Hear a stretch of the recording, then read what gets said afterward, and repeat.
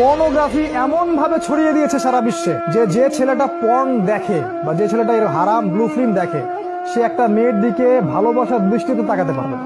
একটা দৃষ্টিতেই তাকাতে পারবে, ভোগের দৃষ্টি, ভোগ। একটা মেয়েকে দেখলে তার কাছে মনে হবে একে ধরে ধর্ষণ করতে হবে, এটা খাওয়ার জিনিস, একে খাইতে হবে, ব্যাপারটা ওর কাছে এরকম মনে হবে। কথা কি বুঝেন নাই? ওই একটা মেয়ের দিকে সে স্বচ্ছ ভালোবাসার দৃষ্টিতে তাকাতে পারবে না। বিয়ে করলেও সে সন্তুষ্ট হবে না তার স্ত্রীকে নিয়ে, কারণ তার মাথার মধ্যে দুনিয়ার ন্যাংটা মেয়ের চিত্র ঘুরতেছে, সে কোনোটা নিয়ে সন্তুষ্ট না। এটা এমনি এমনি হয়নি ভাই, এটা আপনার ভিতরের নূর ইমানের তেজটাকে ধ্বংস করে দেওয়ার জন্য চক্রান্ত করা হয়েছে। তো মুসলিম কান্ট্রিগুলোর মধ্যে সবচেয়ে বেশি পর্নোগ্রাফি ছড়িয়ে দেওয়া হয়েছে, এবং এই পর্নোগ্রাফির মধ্য দিয়ে আপনার সামনে মেয়েদেরকে সহজলভ্য করে দেওয়া হয়েছে। আপনি অনলাইনে যান, চাইলেই 5 মিনিটের মধ্যে একটা মেয়েকে নগ্ন অবস্থা দেখতে পারবেন, একটা মেয়ের কোন জায়গায় কি আছে না আছে সব দেখতে পারবেন। এর জন্য আপনাকে কোনো বেশ্যাখানায় যেতে হবে না। আর আপনি যদি চান 500 টাকা খরচ করে আপনি জেনা করতে পারেন এখন এই যুগে। কথা কি বুঝতে পারেন না?